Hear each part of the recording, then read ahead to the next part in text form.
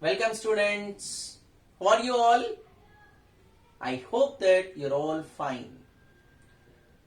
And since so many days we have no class, now we are going to have a class. Okay. Now let us start our syllabus, our 7th class science syllabus with the lesson acids and bases. Okay. What's the lesson name? Acids and bases. Children, you always need to open your textbook and whatever the activities and whatever the questions that are mentioned here, you have to follow along with the textbook. Okay. Now, let us see what does it mean. Some of you might have heard these words acids and bases, right? Maybe.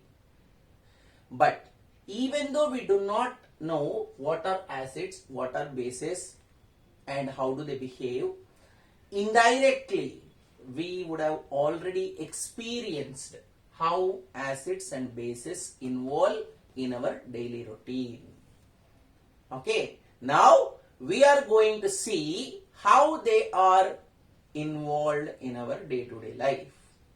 Okay, now let us see some taste that we get usually when we take food. Sweet taste, sour, bitter, salty and spicy. And I just listed some substances also. Sugar will be sweet, even jaggery. Lemon and other citrus fruits will be sour in taste. Okay. Bitter gourd, its taste will be bitter. Table salt, generally we use in cooking, that will be salty, and chili will be spicy. So, like that, different food items, they have their own taste. Now, when we add two or more of them together, what will happen to the taste of them? That is first question. Okay, once again I repeat that. When we add two or more substances, for example, best example that you can understand is during summer season, when body gets dehydrated. What do you mean by dehydration? Losing water. Due to outside more temperature, we lose some water content in the body. That's quite natural. So whenever body gets dehydrated, it's preferred to have ORS solution. ORS stands for oral rehydration solution. How we prepare that? Some quantity of water with a little salt and sugar. Now, ORS is the combination of three different substances. One is water, which has no taste, salt, salty, and sugar, sweet. So these three are combined together to make ORS solution. Now just think, what is the taste of it? Okay, like that, many things we prepare with the combination of these items. We just imagine and recapitulate some items, how we prepared them and what's the taste of them, then make a list of them. Okay, and you can even add some more substances under these taste categories. Okay, now let us see some more things in this lesson. Color changes whenever we add some substance to another substance. For example, here you have a simple activity to explain this. Take a white paper, normal white paper which should be plain, nothing is written on it. Then mix turmeric powder in some little quantity of water to make it as a thick paste. Okay, now apply that paste of turmeric powder on the white paper. Then let it dry.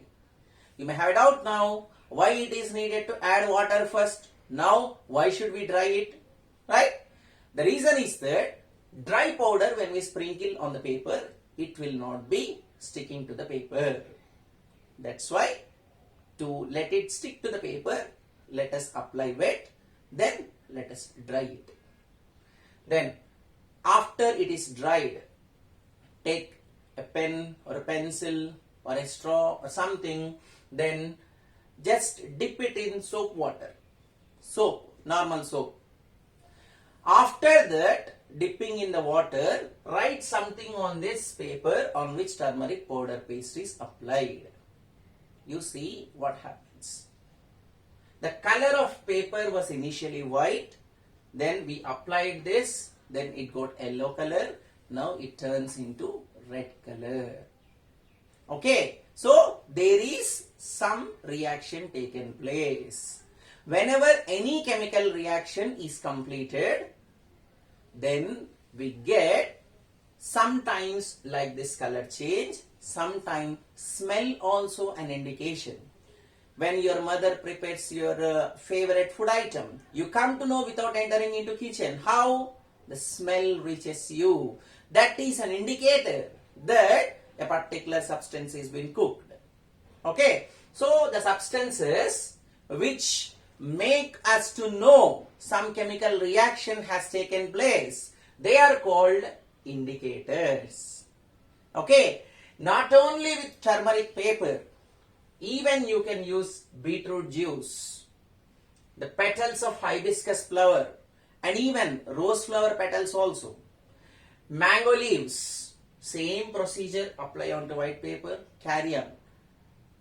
But here, not only just soap water, you can try with different substances like apple juice, like vinegar, like citrus fruits, different food items, juices, so many substances what are available at our home. Okay, those are listed below activity 1 in the table. You can try with all those different substances, then the result of color change can be prepared in the form of a table, so that it gives you an idea of how many types of chemical reactions are taking place. Okay, right. Now, apart from these general indicators, what we use? In our laboratory, we use some basic indicators. Actually, we have 5 types of color indicators that we use in the laboratory. 2 colors of litmus paper, blue and red. 1 universal indicator, methyl orange solution, and phenolphthalein. Okay, out of all those 5, now we discuss how red litmus shows action and blue litmus shows action. Okay, basically these are prepared from plants, hydrangea, petunia, and geranium. These are the 3 plants from which these litmus papers have been prepared. Okay, now how does they work? Simple. Take some solution, anything. You don't know whether it is acidic or basic, right? Acidic will be generally sour in taste. Whatever the substances that are sour in taste, they are acidic. If they are bitter in taste, they are basic. Bitter, basic. Sour, acidic. Now, for example, you have taken lemon juice. Take some lemon juice. Take blue litmus paper. Blue litmus paper. Put in that blue litmus paper touching the solution of lemon juice. If it is acidic, blue litmus paper will be turned into red. So, the color of blue litmus changes to red litmus whenever it touches an acidic substance. Okay. Now, what are bases? Let us see with lime water. Generally, lime is nothing but whitewash what we apply onto walls. Very careful because it will be exothermic, in the sense it releases lot of heat. So, be careful when you use that. Just to prepare some paste of lime, not lemon, lime. Then, take a red litmus paper, not blue litmus.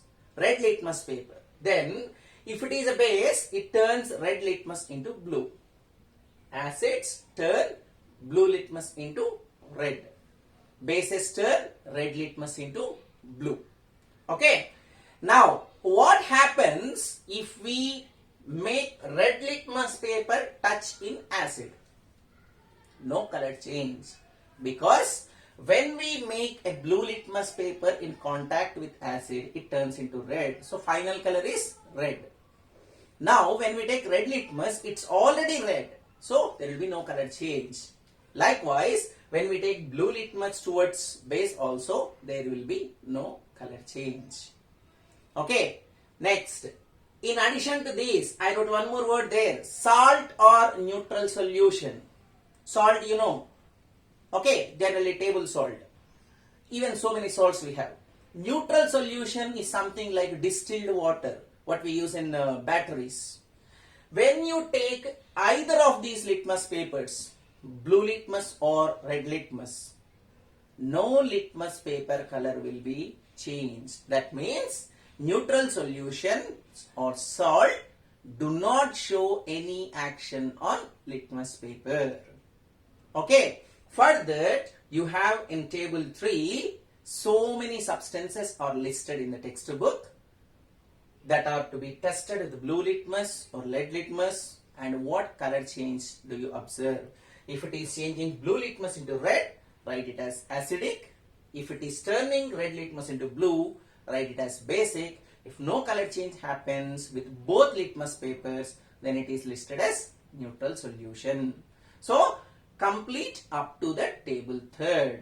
Try to perform those activity 1 and 2 so that you will have an idea of how these indicators will be working.